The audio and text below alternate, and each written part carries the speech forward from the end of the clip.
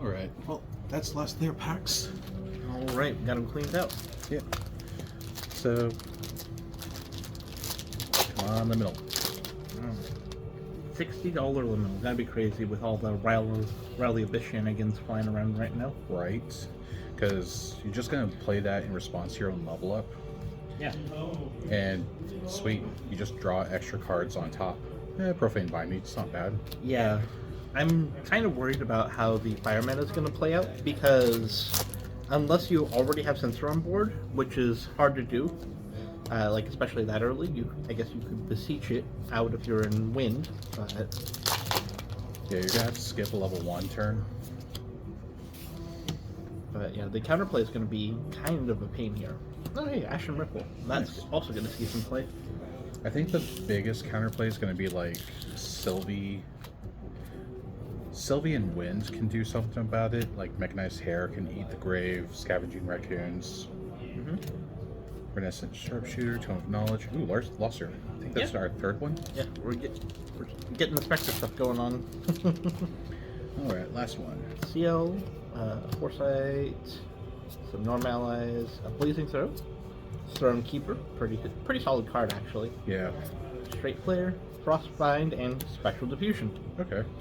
Which one's that one again? That's the one that gives your champion and ephemeral objects you control spell shot for the turn. Oh, neat. And it's cheaper for each ephemeral object for every 2 ephemerals you've got. For up to 2. Oh, for each of up to 2. Yes. Okay. Reading cards is hard. Yeah. So, good morning, Archivists. Good morning. Copying me already. So, stop playing computer. So, we're planning on Ascent Boston. We're both playing, so save your secret tech questions in my DMs for a little bit closer when I can't change my deck. For now, we're here to spill the beans.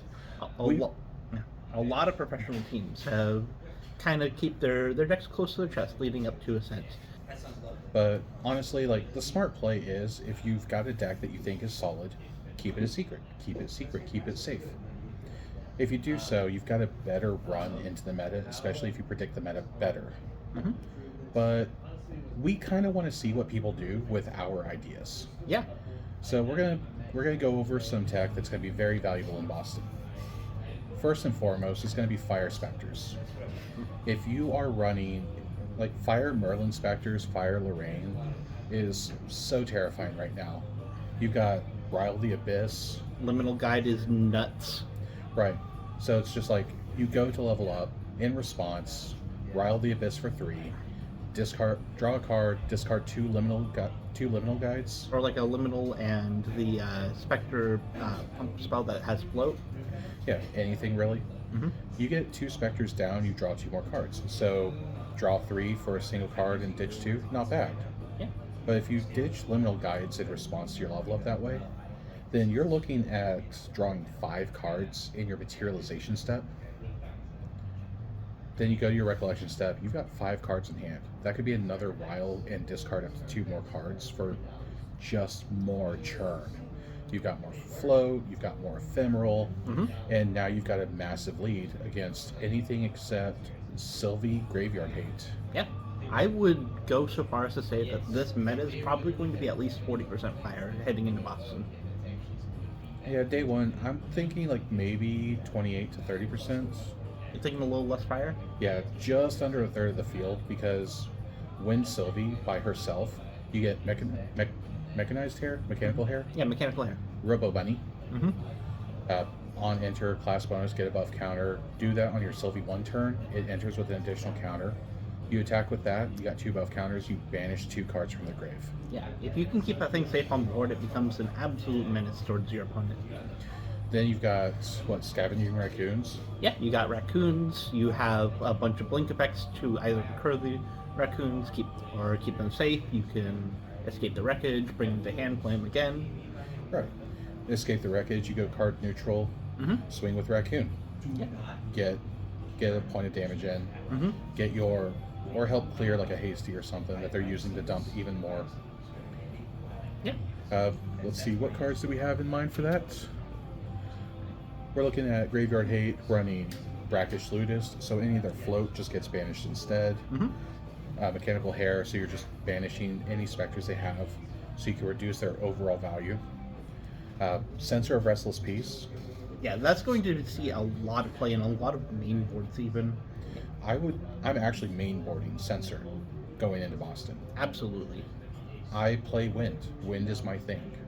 You go to pop it, I'm just gonna bounce it. Yeah, you get a turn without Censor, and you're down, and we're both down a card. But I would rather have that Censor coming back all the time. Mm-hmm. What else do you think? Yeah, you also have access to, if you're in Wind Sylvie, you have access to like the Music Box Melody package. You can find Brackish Ludist off of the new Modulating Cadence card. True. In HBN. You have the Griffin if you want to go wide. Play the bird package. You also get Baby Green Slime, so that's a form of protection. Yeah, it's a fast speed blink. You can blink your Forest Cakes for card advantage. You can blink your Censor or your Lantern to keep them safe. That card has an insane amount of utility, and by playing wide on the board, or even playing tall with some shenanigans like Cheshire Cat and Brisk Windtrotter to keep the cat buffed up and very hard to deal with, you can be an absolute menace. So that's how we're thinking about counterplaying against what we expect to be the most common deck. Mm-hmm. Now let's go into some fun. Oh yeah. We were looking at some cards and we absolutely fell in love with some of the shenanigans you can do. We've got a few flavors for you today. I've got a Vanitas deck that I absolutely adore.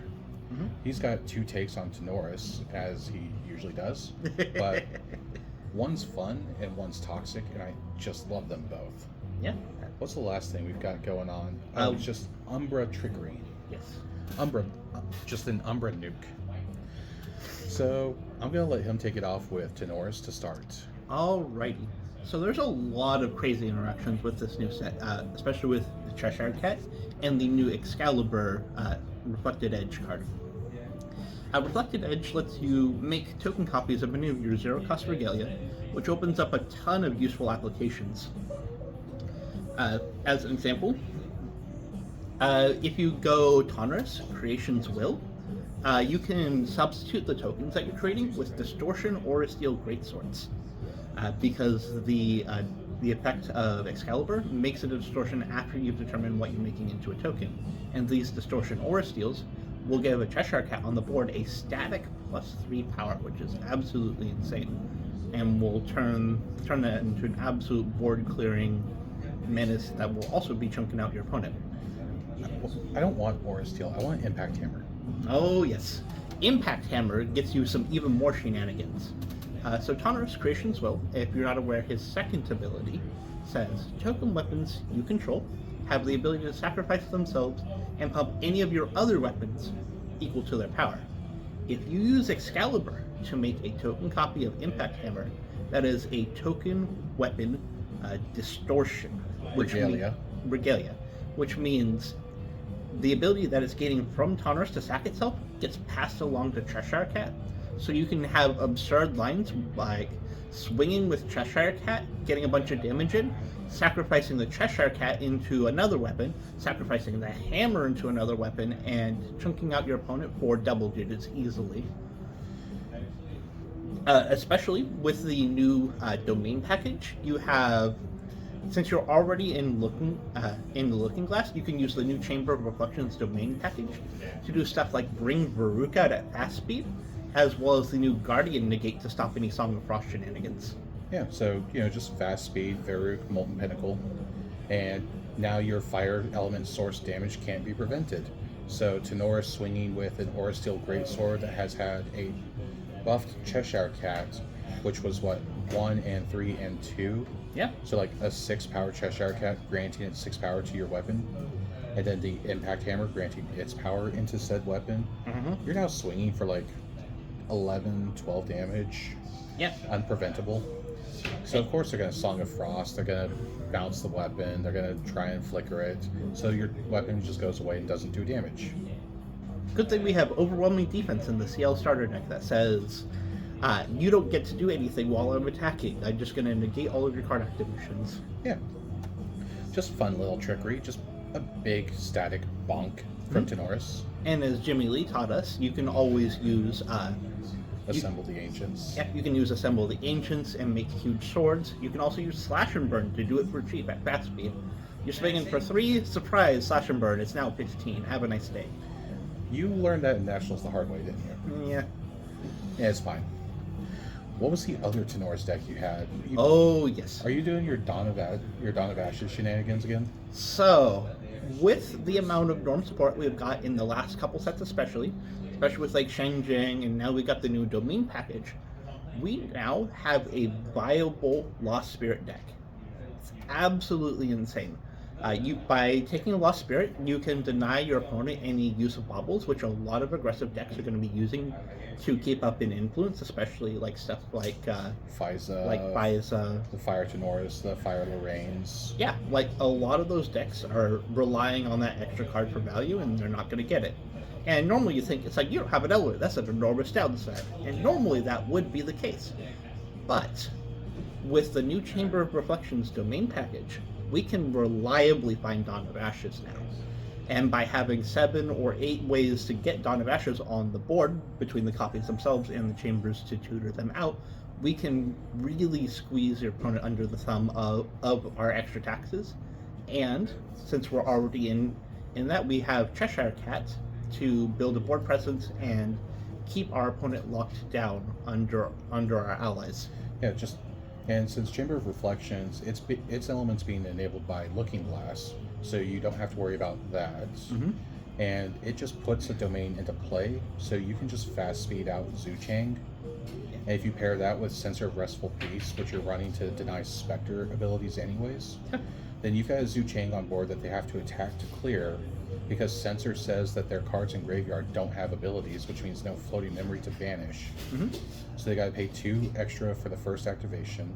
They have to pay 1 extra for each card that's not Norm. Yeah. So you're looking at plus three cost on their first play every turn. Mm-hmm. And with the Unyielding Wraithguard, because it's on death effect, triggers on the field, it's not actually affected by Censor, which means you have multiple taunt bodies that are getting between your opponent and either your face or your Zhu Chang, which allows you to put the screws on your opponent even more. Right, that is something to definitely touch on, is on-death abilities, on-death triggered effects, they trigger from the field. Mm-hmm. State-based actions are checked, lethal damage is dealt, the ability sees that lethal damage is dealt and triggers, and then the card is placed in the graveyard. This was the case with Bedivere and a second animal or beast ally under Alan. Mm-hmm. Alan with 2 allies out, one of which is Bedivere and the second is any animal or beast, would still get the level 3 plus ability off of Bedivere, even though once Bedivere is in the grave, Alan goes from level 4 to level 2. So that same ruling, that same sequence applies here. Mm-hmm. Censor of Restful Peace on board, Unyielding Wraithguard, that's going to have on death trigger, return this from your grave to the field under your control. That triggers on the field, Unyielding Wraithguard is placed in the graveyard. On resolution, you take it from the graveyard, put it on the field. Mm-hmm. You don't lose your own taunter just because you're using Censor to lock down their graveyard. Yep. You get to double dip on that, and it's even more nasty if you can find the Exalted Dormition Throne to make it a 1/3 that they have to clear now twice. Additionally, since we're in Cheshire Cat and we're running Norm, we can also put our opponent under Mandate of Honor, which is really good for keeping a lot of these new fire decks from getting out of control.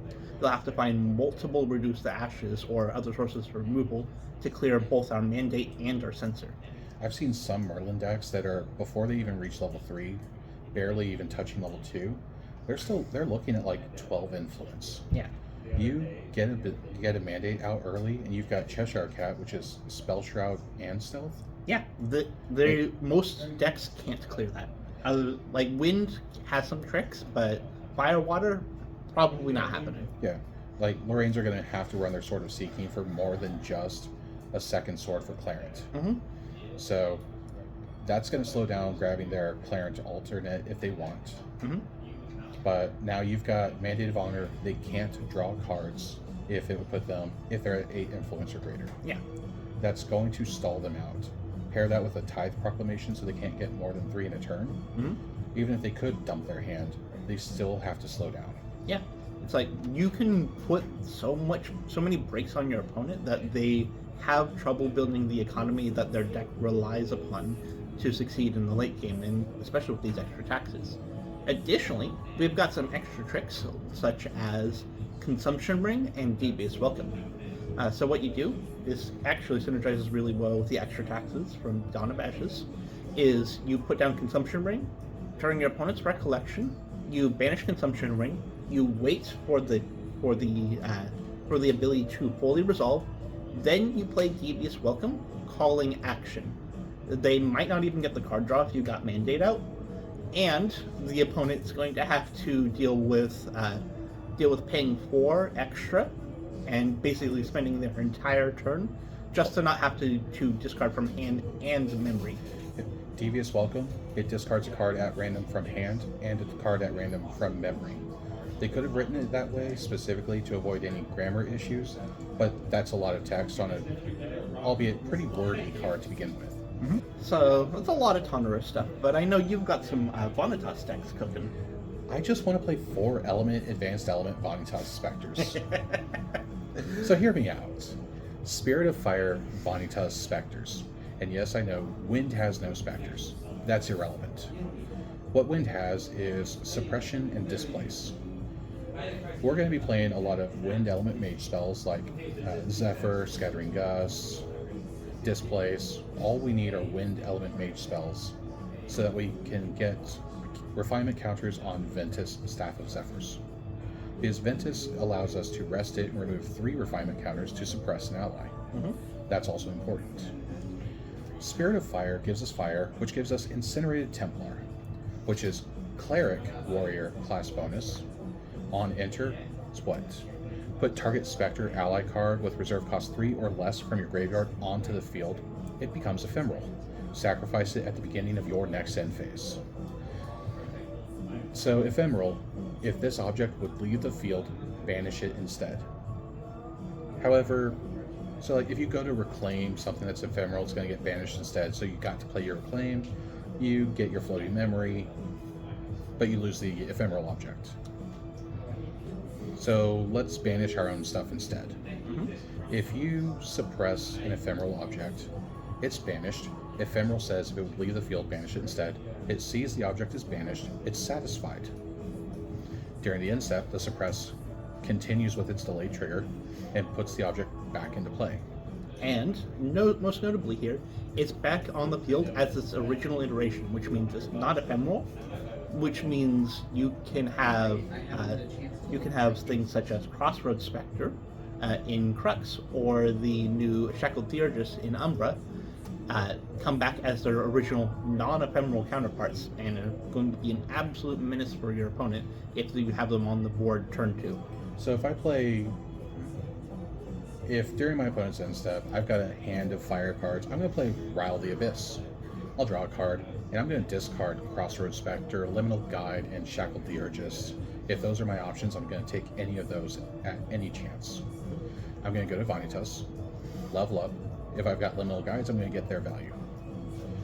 I'm not going to get the Glimpse 4, I don't care. I'm then going to go play Incinerated Templar. I'll put Shackled Theurgist on board. Now he's reserve cost 3 or less. He's a 0-2 with taunt, but while he's ephemeral, he gets +4 power. So I'm going to swing with Shackled Theurgist. Get 4 damage in, clear an object, clear an ally, clear a problem. 4 damage is a lot. It clears most allies. Then I'm going to suppress him. Zephyr, Ventus, whatever. Yeah. I'm just going to suppress the Shackled Theurgist. It'll come back during my end step. I go to my end step, the object to sacrifice is no longer there. Shackled Theurgist re-enters. It's a 0-2 with taunt. Going into my opponent's turn, and it's awake. If I got Crossroads Spectre out, I go and get the hit in, so I get on hit, banish a card from their material deck. Cool, I'll wait until my end step in response to the sacrifice trigger from Incinerated Templar, and I'll suppress Crossroads Spectre then, during my end step in response to that trigger. Because then it comes back during my opponent's end step, so they weren't able to clear it during combat. I then have it awake and ready to go during my turn, so I get to hit again and pop another card from their material deck. Yeah. This is going to be fun. This is what I'm looking at playing in Boston. Oh yeah, we're definitely going to need to get a lot of playtesting in, but I am very excited about that list. It's so much fun. I care a little bit about my ephemerates, but not as much. I want Incinerated Templar on. I get Crossroads, swing, wait till end step, suppress it. I swing with Shackled Theurgist, suppress it during main, so that way it's back during my end step. They have to hit that first. It then comes back by itself with its on death. Yeah, unless they sacrifice an ally. Yeah, so they clear it. They either sack something, or I get it back, and it's now a 4/2. 4/4 for the turn. Yeah, 4/4 for the turn with ephemeral. That's Uther level of power power and life. Mm-hmm. So, are you going to swing into a 4/4 taunter that's ready to retaliate? I don't care that I lose it. Yeah. Let's see. You've also got the new Umbra nuclear bomb. Oh yeah, I was so happy to find this. Baleful Oblation is my favorite Umbra card immediately, and I'm putting Advent of the Stormcaller in CL. Mm-hmm. Because a Baleful Oblation just checks for the lowest reserve cost among all of your omens, and Advent of the Stormcaller is the most expensive card in the game, with a whopping reserve cost of 15. So, yes, I know, you're right. Playing minimal omens is counterintuitive to a lot of the CL cards. So putting this into Diana or Tristan's probably better in their fire variants. Yeah. You like the water variants because you're more experienced on water, but I'd rather have control over when I pitch it and use Condemned Trinket. Yeah, Condemned Trinket allows access to the shenanigans in both Diana and Tristan because its effect is not class bonus or CL bonus at all. So you can play a number of Diana deck, play a number of Tristan deck with a fire or water base to get Advent in the yard to be omened, and suddenly you have access to a fast speed nuclear bomb dealing 15 damage to everything except yourself. Yeah.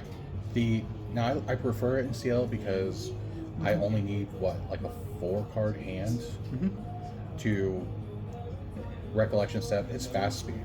It's 5 costs, and CL bonus it costs 2 less to activate. Deal X damage let's see, all units except your champion, where X is the lowest reserve cost among your omens. If your only omen is Advent of the Stormcaller at 15, it's like, cool, I have 4 cards in hand. Baleful Oblation, deal 15 to the board except my champion. Recollect, draw, second Baleful Oblation. Even Tenoris dies. That's 30 damage between, from Recollection to main. Yeah, it's like Blanche ain't gonna save you from this. Yeah. Blanche is gonna eat it too. Yeah.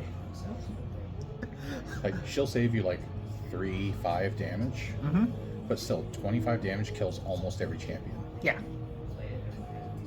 Now that we've kind of got our decks out of the way, there's a few specific interactions we should cover for Boston, because otherwise we're going to create a lot of judge calls. So one thing that's important to know is Nullifying Lantern. All cards in all graveyards are norm element, but Ephemerate allows you to activate cards from graveyard. A lot of people have asked me, does this allow me to play or to activate Ephemerate from a fire element specter in my graveyard? And the answer is no. Ephemerate is an alternate activation permission, not a put into play effect. So what's going to happen is you're going to take the card, put it on the effects stack, and pay the cost. The first step is to take it from its current zone and move it to the effects stack. At this point, it's no longer affected by Nullifying Lantern. You then check the elemental requirements. If you do not match the element, you cannot activate the card. You'll roll back for an illegal activation. Another big thing to keep in mind for this upcoming set is that CL2's on enter effect is a mandatory trigger. You cannot miss it, and it does have negative interactions with cards such as Tide's Proclamation, Mandate of Honor, and you can get completely hosed by a Delusional Vapors if somebody's on a Water Assassin build. Yeah, we've seen a Water Tristan in our locals, and I wasn't paying attention to the cards in their hand and the number of prep counters they had. I went to CL level 2 in game 2, and they asked, like, if I play a Delusional Vapors prepared right now, will that hurt you? Yes. Because first, I mill 8. I put the top 8 cards of my deck into my graveyard. That hurts. Then, I discard a card from hand or memory, draw into memory. And that was a draw. So now I take the top 4 cards, put them in my graveyard. I had 5 omens. That was 20 cards that I lost on a Delusional Vapors in response to my level 2 level up. 28 when you include the 8 initial. Right. And really 33 when you include like the draws themselves. That's over half your starting deck. 32 for those draws, and then you add 5 more to that. For draw for turn. Draw for turn, and then lose another 4. So I lost 37 cards in 1 card activation. Mm-hmm.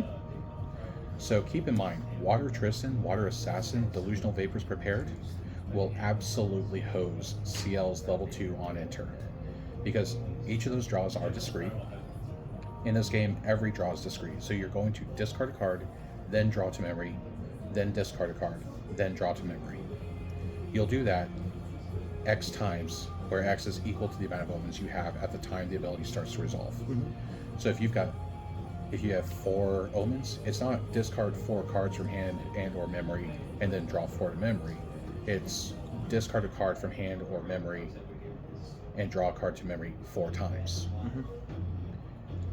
Which makes that Delusional Vapors really hurt. Yeah. Speaking of drawing card interactions, the new Regal Expulsion Exalted element card that you get to look through somebody's hand and memory, discard any number of cards, and then they look at that many cards that they discarded, reveal them, and put them into their hand. These are not draws and will not interact with things such as Mandate of Honor and Tithe Proclamation. You cannot give them the old Trickstar. Trickstar Roulette? Yeah. Yeah. So that's another thing to touch on. Tithe Proclamation.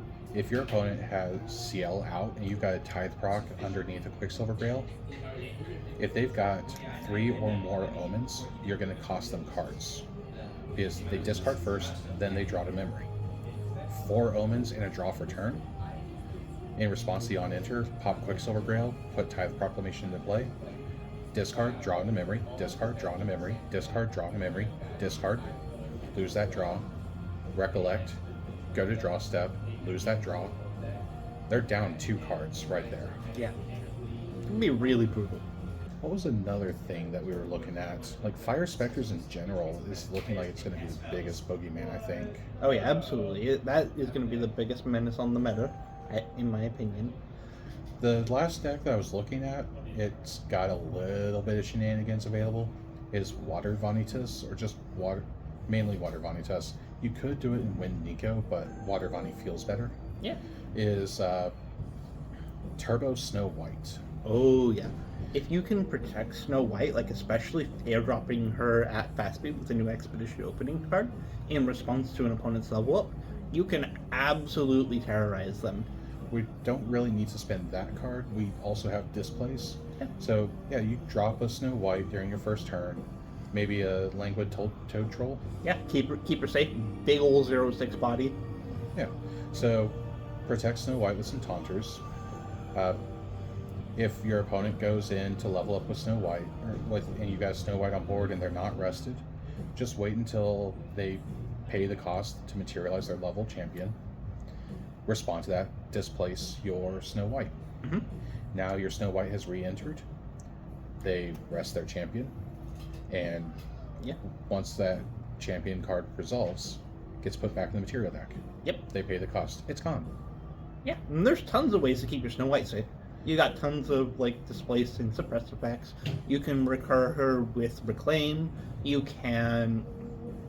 You've got water, so you've got Frostbind, Tidal Lock. Yeah. You can Freezing Hail your opponent to keep them locked down for extra turns because they're already rested. Yeah, once they're rested, just deal 2 damage, and they can't wake up during their next turn, that's another turn they don't get to level. Yeah, depending on your opponent, if they're reliant on getting to 3 to actually do their game plan, you can completely lock them out of the game with this. Well, even like FISA decks, they don't typically go to level until they're ready to use all the class bonus stuff, because they're going to spend the first 2 turns typically doing setup pieces, Poison Dagger under Grail to protect it from 1 card.